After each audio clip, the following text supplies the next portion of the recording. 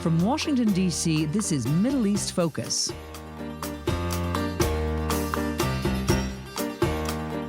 Welcome to Middle East Focus. I'm Alex Vatanka, the director of the Iran program at the Middle East Institute here in Washington, D.C. And we are today going to be talking about Iran's new president, Ebrahim Raisi. Ebrahim Raisi has now officially begun his term as the president of the Islamic Republic of Iran. His election was hugely controversial. Any candidate with the slightest chance to beat him on election day on the 18th of June had been carefully prevented to run against him. In such a massively engineered election, Raisi could only win, and he did. But turnout was record low. Even loyal regime supporters could not defend the way Raisi became president and the way Supreme Leader Ali Khamenei masterminded the entire process. Now, as president, Raisi has little popular mandate and is beholden to those interest groups that gave him the presidency on a silver platter, namely Supreme Leader Khamenei and the Revolutionary Guards. In this political situation, where the Islamic Republic is facing massive popular anger at home and pressure from the outside world, what can we realistically expect from a Raisi government? To discuss the key political and economic issues facing Raisi, including his foreign policy challenges, we are joined today by two great guests, Alfoneh and Henry Rome. Ali is a senior fellow at the Arab Gulf States Institute in Washington.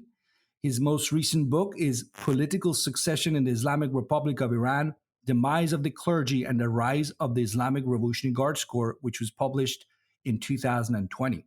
Henry is the deputy head of research at Eurasia Group and covers global macro politics with a particular expertise in Middle Eastern geopolitics, international security, and economic sanctions with a focus on Iran and Israel. Ali and Henry, welcome to the program, and thank you both for joining us today. I was listening to Raisi's comments on the 5th of August when he spoke to the Iranian audience and to foreign guests who were in Tehran to welcome his, if you will, presidency. And frankly, I didn't hear anything new. I might be mistaken, but I didn't hear any new ideas in terms of where Iran's going to go in domestic politics or foreign policy. Let me start with you, Ali. Let me ask you what I said in the introduction and see if you agree with what I said, which is this idea that the presidency was given to Raisi, that he doesn't have much of a popular mandate. And if that is true, what's expected of him in the next 4 years as he sits in the presidential palace? Thank you so much for the invitation, Alex. And yes, I do agree with you. What we saw was not a presidential election. It was almost a royal coronation. The Supreme Leader, Mr. Ali Khamenei, appears to like Mr. Raisi, not only as the president of the Islamic Republic, but perhaps even as a successor, as the leader of Iran, the day that Mr. Khamenei no longer is among us. So every single candidate who could pose a threat to Mr. Raisi was eliminated. And in that course, even some of the staunch supporters and regime loyalists like Mr. Ali Larijani were disqualified just in order to avoid a splitting of the so-called conservative vote. Now, Mr. Raisi will be facing the challenges that almost every single predecessor of his in office has faced.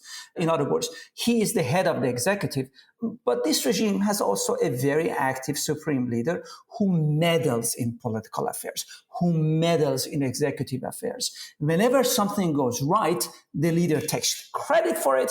But God forbid, if something goes wrong, the leader will blame the president for his inadequate behavior. Just take a look at the guest list today. Mr. Rouhani, the outgoing president, was there, but the two other previous presidents, Mr. Ahmadinejad and Mr. Khatami, they have become political lepers. They are no longer welcome even to take part in the swearing-in ceremony of the president of the republic. So these are the challenges, and I have not seen Mr. Raisi provide a clear program or clear ideas for how he will be conducting his policies. So it's somewhat early to make even qualified guesses about this. But one thing is clear to me, and it is that Mr. Raisi appears to have slightly better relationship with Mr. Khamenei, at least for now, when he is enjoying his honeymoon with the leader. Thank you, Ali. Henry, let me turn to you and sort of kind of continue what Ali just said. When you look at the list of people around Raisi, and certainly when you consider the personalities that are being mentioned as potential members of his cabinet yet to be unveiled, again, to a point I made earlier, you don't see the fresh blood. You don't see any prospects of a new vision. In fact, I would say when I look at some of the names mentioned, I see a lot of the mid-ranking members of the first Mahmoud Ahmadinejad government coming back under a Raisi government. Now, you remember, Ali does, we all do, that the Mahmoud Ahmadinejad government in the first term certainly took some controversial decisions. Let me ask you this. If the economic policies of Raisi are going to be different than those of Mahmoud Ahmadinejad, I mean, what does this new Iranian president have to do? And do you see him having the political clout and vision to do it?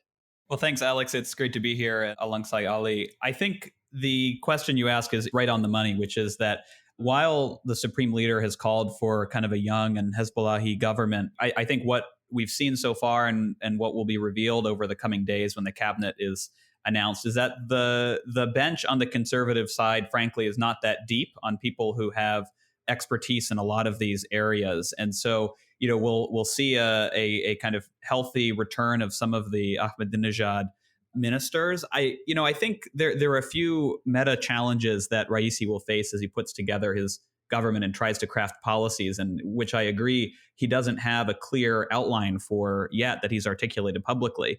I think the first is that he and his team will probably have a huge amount of confidence that they have the answer. They've spent 8 years kind of looking in from the outside, at least for many members of Raisi's future government, and criticizing what the Rouhani government has pursued. And I think that lends itself to quite a bit of overconfidence and groupthink about how they're going to proceed. I think another key point here is that Raisi has no experience governing or being responsible to constituents. He's spent his career in the judiciary almost entirely, and will be facing now a much more difficult task of being held responsible, as you said, for everything that goes wrong, whether it's floods or electricity shortages or foreign policy issues, without being able to claim a whole lot of credit for things that go right.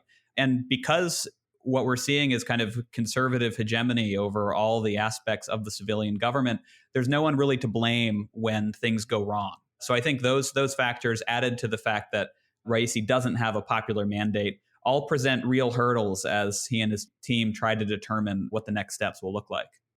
Thank you, Henry. And on the point you made, Henry, about groupthink, let me turn to Ali. I mean, the reports coming out of Tehran suggest that, a lot of the lower level individuals that we might not pay so much attention to, but nonetheless will be a part of the policymaking process, are coming from places like the Setad, or known full name being the execution of Imam Khomeini's order, multi-billion-dollar foundation, or the Barakat Foundation. I mean, these are all institutions very closely under the supervision of the Supreme Leader's office, Ayatollah Ali Khamenei.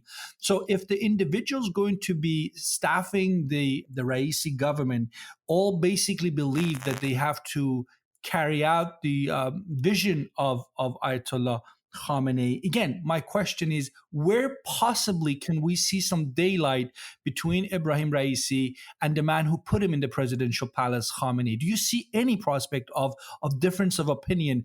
Might Raisi decide early on to sort of take off and go in a different direction in ways Ahmadinejad did, but only in his second term, not his first term?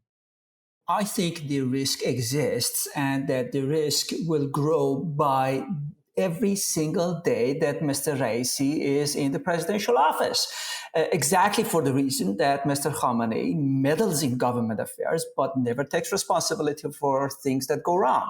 Mr. Raisi will find himself in the same situation as his predecessors. What he's hoping for is almost divine intervention. He's hoping for Mr. Khamenei to pass away so that he can achieve what he is in office for. Mr. Raisi did not come to office to solve any issues that Iran and challenges that Iran is facing. Mr. Raisi came to office with the sole aim of succeeding Mr. Khamenei as the supreme leader of Iran. And those tensions will become visible sooner or later. So that part is not so surprising for me.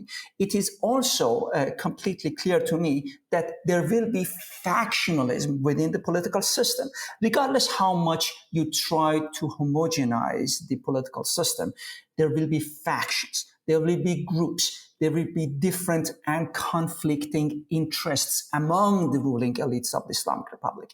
We saw it with Mr. Ahmadinejad, we saw it with Mr. Rouhani, and obviously we are also likely to see it with Mr. Raisi.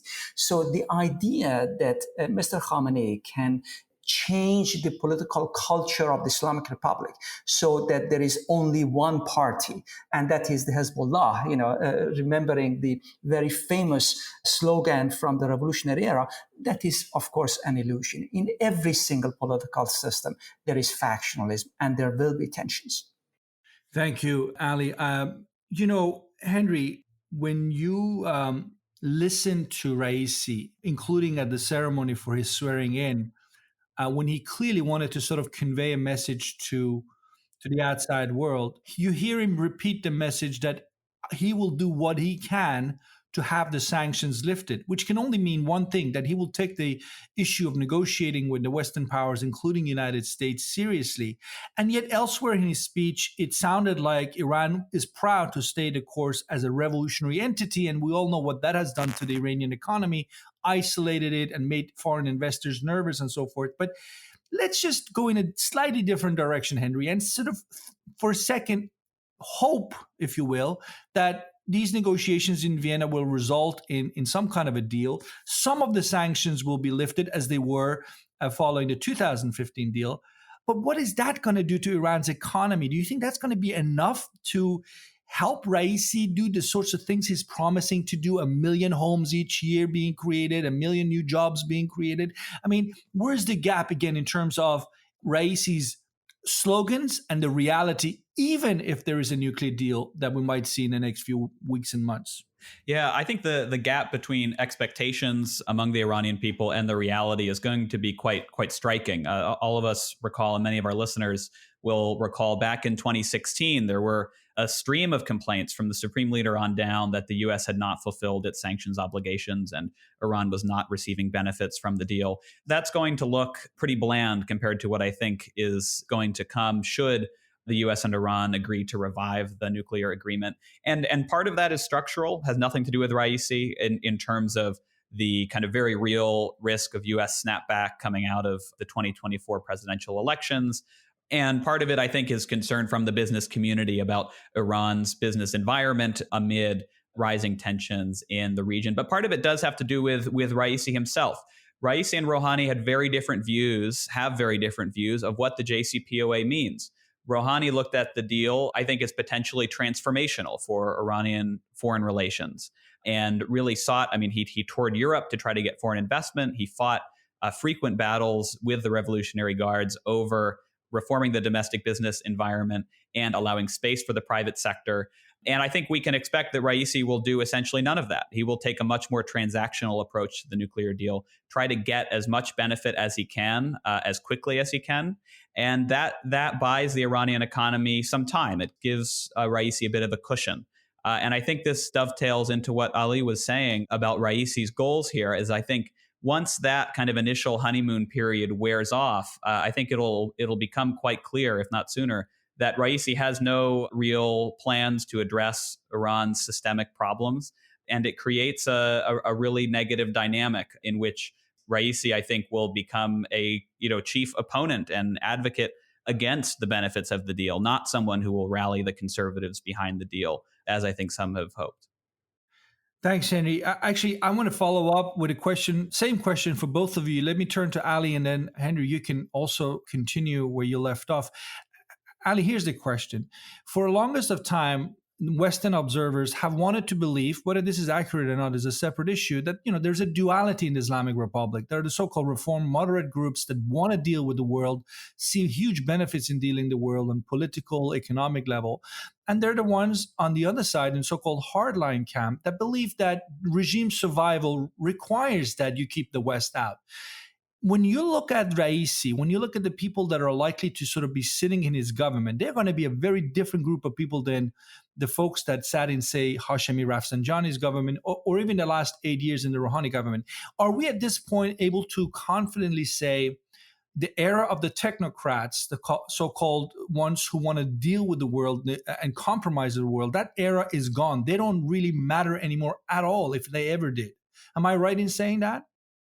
My view is slightly more nuanced than the duality that you are depicting, because I have seen plenty of individuals, including Mr. Khamenei himself, to begin with being somewhat pragmatic, deeply engaged in the Iran-Contra affair as president, importing U.S. spare parts via Israeli middlemen to advance the war effort, and then suddenly emerge as a hardline, uncompromising, conservative somewhat later in his career. So I believe that people are not conservative or pragmatic, revolutionary by nature. No, it really all depends on their position in and their role in the political system. Sometimes when a politician is in government, he behaves in a particular way, and we're not having government responsibility. When being in opposition, you behave in a different way. It also depends on what your position is vis-a-vis your political competitors within the political system in Iran. So I don't see so much difference, let's say, between the nature of man and political behavior. I believe that it really has to do with the circumstances under which those political individuals operate. But let me go back, with your permission, to something very important that Henry mentioned. Henry mentioned something really interesting. He said that we are focusing too much on Raisi, but there are some structural issues which will be guiding Iran's foreign policy in the coming years. I totally agree. And I can mention 4 factors shaping Iran's foreign policy in the coming years, none of which has to do with Raisi himself. First of all, Iran managed to achieve its strategic objectives in Syria and in Yemen. In Syria, they managed to keep Bashar al-Assad in power. In Yemen, they denied military victory to Saudi Arabia and the United Arab Emirates. This is a sensational success story, which will guide Iran's behavior in the future. Second, Iran managed to test the alliance between the US and Saudi Arabia and the United Arab Emirates. And the Iranian leaders discovered that the United States is not willing to entangle itself in a war with Iran because of US Arab allies. This is extremely important. The US did not respond to Iranian attacks against oil facilities in Saudi Arabia or harassing of shipments in the Persian Gulf and the Gulf of Oman. The third factor is that Iran managed to survive the maximum pressure campaign of the Trump administration. Again, another sensational victory from the point of view of the Islamic Republic. And finally, the regime, in spite of its mismanagement of the pandemic, survived. So these 4 factors, these 4 success stories are going to shape not only the mind of Iranian strategists, but also the behavior of the Islamic Republic in the coming years. This is nothing to do with Mr. Raisi. These are the structural factors that I suspect Rome was referring to. Thanks, Ali. To be fair, I think a lot of people will say the strategic successes that you describe haven't actually economically been rewarding in Iran in any way so far. In fact, they've been a drain on the coffers. We just saw recently that, Speaker of the Majlis, Ghalibaf, was in Syria making the point that please make sure Iranian companies have something to do in the reconstruction phase to come in Syria, which tells us only one thing. Iran does not know if it's going to be financially rewarded for what it's doing in the region, which is the dilemma that the Islamic Republic now has, is the issue of overreach. They don't have enough money to keep the population at home pleased, to put it mildly. And Henry, here's the question for you to sort of link this issue, a lack of money, to structural obstacles facing the Islamic Republic. Let's go from the macro level to sort of a bit more detail. Talk about the energy sector. I mean, the outgoing oil minister, Bijan Zanganeh, I don't know if the figure is accurate or political, but he said Iran has lost about $100 billion in actual oil export revenue. That's a lot of money in 2 years. A lot of people are going out there and not getting the kind of salaries they used to. So, say again, in a best case scenario, there is a deal.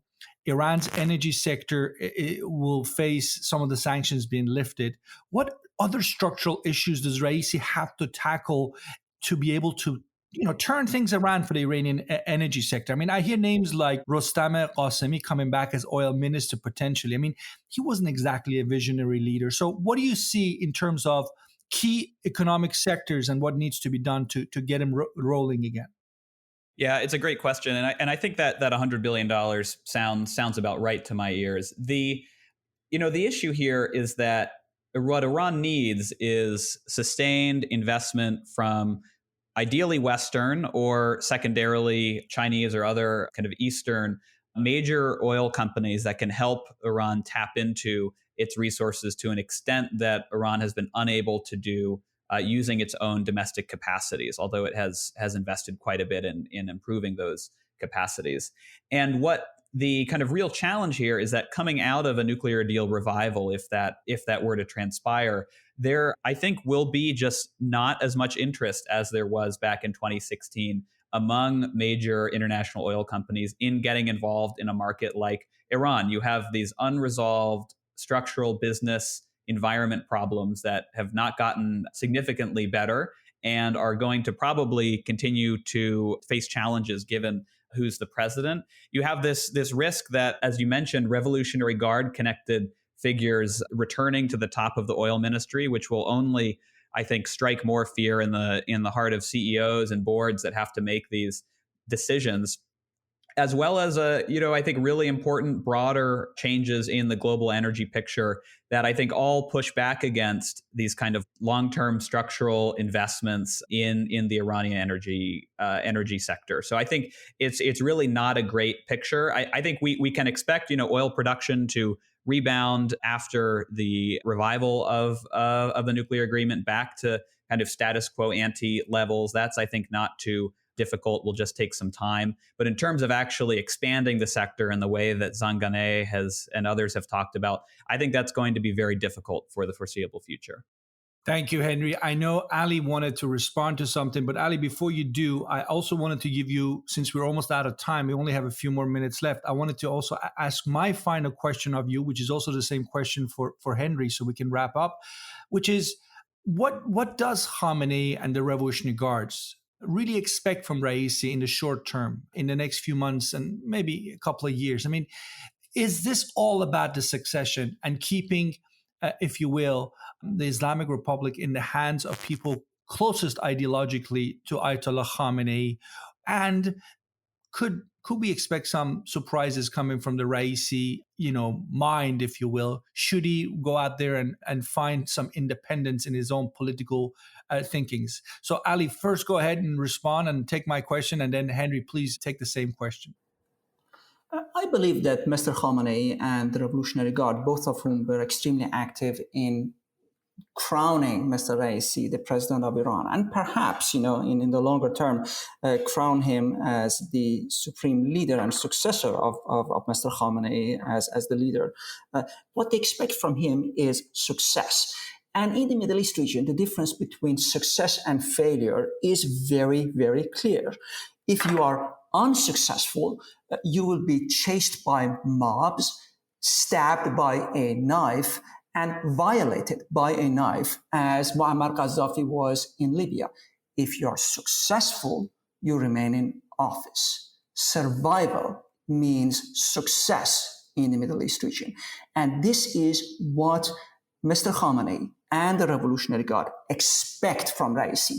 They expect him to deliver more of what the Islamic Republic has managed to demonstrate for the past 4 years.